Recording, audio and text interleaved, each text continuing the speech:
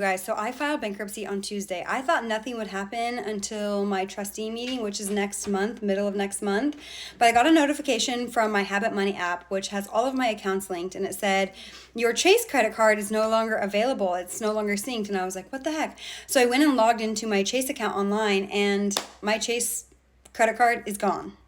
I think that one had a balance of about $5,000 something. So Tuesday, 3 days since I filed one of my credit cards. Hello guys, welcome back to Inside Republic. On today's video, we'll be talking about bankruptcy.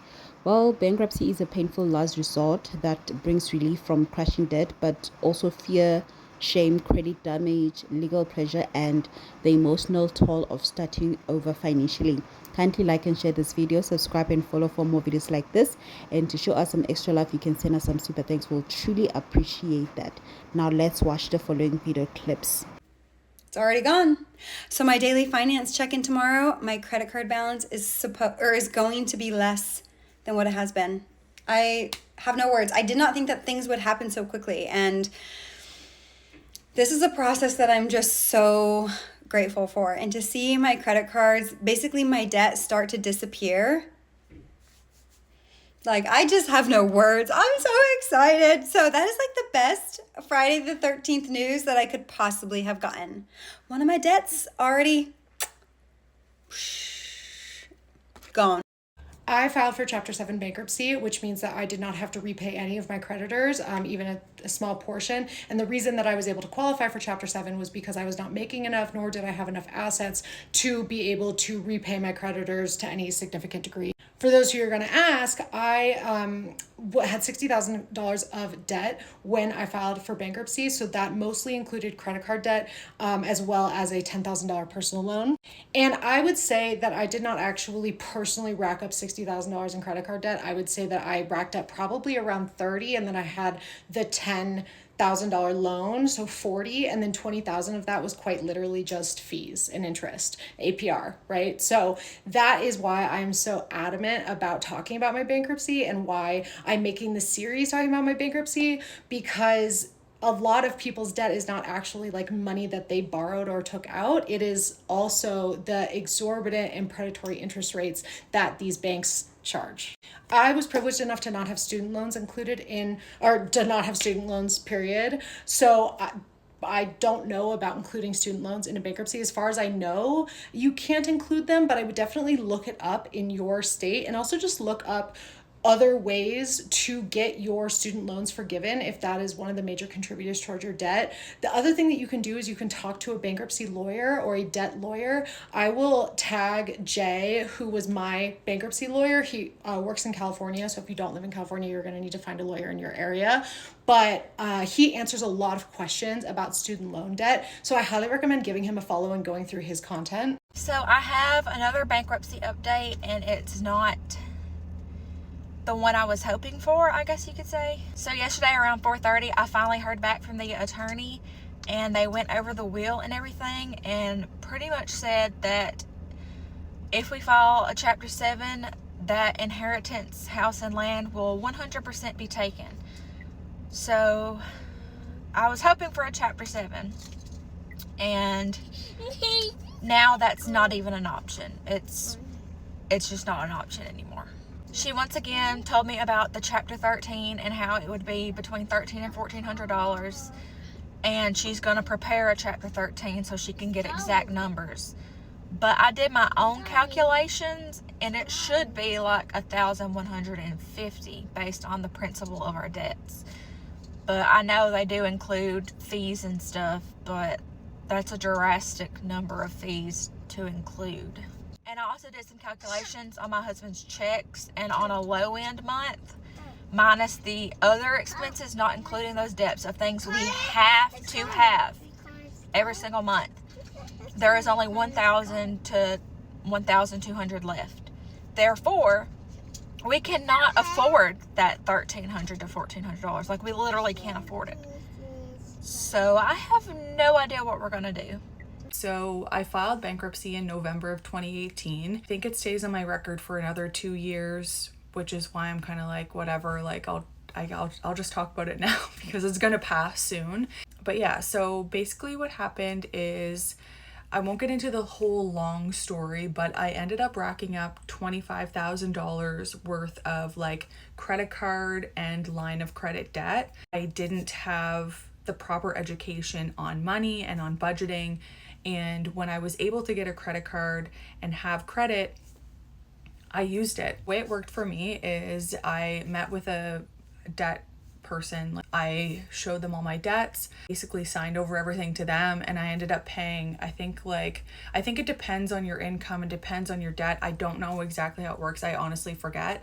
I ended up paying like $180 a month for 9 months, and then my debt was cleared. Didn't include my car because I never missed a car payment, and I didn't include my student loan because it was too new, and if it was like within 5 years, your student loan had to be more than 5 years old, I think. I know that people are probably going to ask about that, like, why didn't I lose my car? I want to get rid of it, and it's obviously very hard to get a car and get a new loan with a bankruptcy on your record. So this is why I am so like budget conscious, and I really do try and spend responsibly as best I can, and why I'm kind of like uptight about money and like everything needs to be perfect. Plus the fact that I live by myself and I'm the only person that pays the bills, like it only falls back on me. I don't have anything else to rely on, so that is why I am the way I am about that.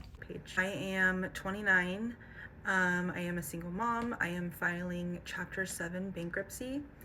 I have my like second appointment basically on Friday, so I will be doing another update then.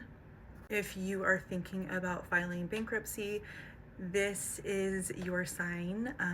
So go file those papers, and yeah. Here's a couple tips that I would give you so far from my experience in this situation. 100%, I think it's worth it to use a bankruptcy lawyer. If you want to use one, search bankruptcy lawyer near me and do some research. After you go get a free consult with a lawyer, your next step would be to get all of your financials printed out. Do a credit report so you can see who you owe, and also write everything like that down in a list, and you want to list everybody that you owe any debt to. Some people were curious about it being a process. Yes, it is a process. It is a legal process. You have to file bankruptcy in the court. If you're not wanting to pay a lawyer, I have heard a couple things about Upsolve, I believe it's called. And I know that some people have filed through there and had success. I have personally not experienced anything with them, so I cannot give you my personal like experience about that. So far from reading the comments on the last post I made about bankruptcy, I haven't seen a single person say anything negative. So if you have a negative experience, please drop it down below so we can all see it. Can you keep your car? Yes, you can. Can you write off student loans? No, you cannot. Does it wipe out child support? No, it does not. And I believe every state is going to be different, but I know that usually those 3 ones are not ever going to be a yes. Also, this is not legal advice. Please go get a free consult. So if you're new to my page, my name is Courtney, and I'm just a person who filed a Chapter 7 bankruptcy in 2020, and I just share my experience with y'all. So again, if you're new here and you have questions about bankruptcy, let me know. I'm very transparent. Again, I am not a lawyer, you guys. I just went through the process. Being that I understand credit, I have my own credit repair company, I understand how credit works, so it was easy for me to rebuild, and that's why I share my experience with y'all, because I want to get rid of the stigma of filing bankruptcy is negative and it's going to hurt you for 7 to 10 years. That is not the case, you guys. If rich people can do it, we can do it as well. We just need to know the rules of how to rebuild after bankruptcy. But back to the question at hand. So when I filed bankruptcy, I only had about $500 left in my account. So outside of me paying my normal bills on a monthly basis around $3,500 a month. That's my normal bills and everything together. Outside of that, I had about $500 left in my savings account. So when you file a bankruptcy, it's two types of bankruptcies. You can either do a Chapter 7 or a Chapter 13. Chapter 7 is more quick and sweet. You'll get discharged in about 4 to 5 months, and you're getting rid of majority of your debt. Like, you don't have to pay that back. A Chapter 13, and that's you're meeting a income means test, meaning that you're at a lower threshold, so you're able to file a Chapter 7, which most people want to file. But when you have income, that's higher income and things like that coming in, higher savings, assets, and things, that's a Chapter 13, where now it's more complex. You're now on a payment plan. Instead of 4 to 5 months, you're now doing about 3 to 5 year payment plan, and you're paying, everyone is different, but you're paying a portion of that money back of your debt. And you're also trying to keep other things of assets that you have. So if you're a homeowner, you have a vehicle you want to keep, like, those are other things that you're trying to keep, because you are in a more complex situation, not just a short and sweet situation like a Chapter 7. So for me, it was no issue of filing Chapter 7. I still had my 9-to-5 job. So for me, it was, I personally wasn't freaking out. I know some people were like, well, you had a support system of people and have a support system of somebody helping you along the way. You guys, I had no one helping me when I filed Chapter 7. I have my daughter. It was just me and my daughter. Like, I don't have extra family members or anything that's helping with my income that come in. I still had my job and things like that. I had no major, somebody else is paying my bills outside of that.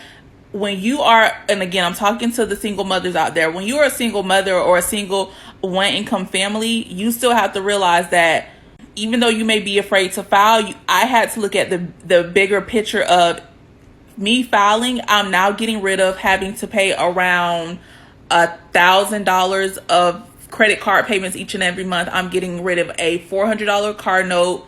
I'm getting rid of over $2,000 worth of medical bill debt and things like that. That was on my credit report and things like that. So for me, the benefits outweigh the cons of me not filing, because I file, I have hundreds of extra dollars coming in each and every month because I no longer have that debt to pay for. Bankruptcy is often misunderstood, but for many, it's the only path to peace. Between Chapter 7 and Chapter 13, the choice isn't just legal, it's survival. With over 95% of the debt tied to credit cards and personal loans, and balances soaring past $5,000, Chapter 7 offers the clean slate many desperately need if they qualify. That means meeting strict income limits, filing in court, printing financial records, and facing hard truths like forfeiting a family home or inherited land.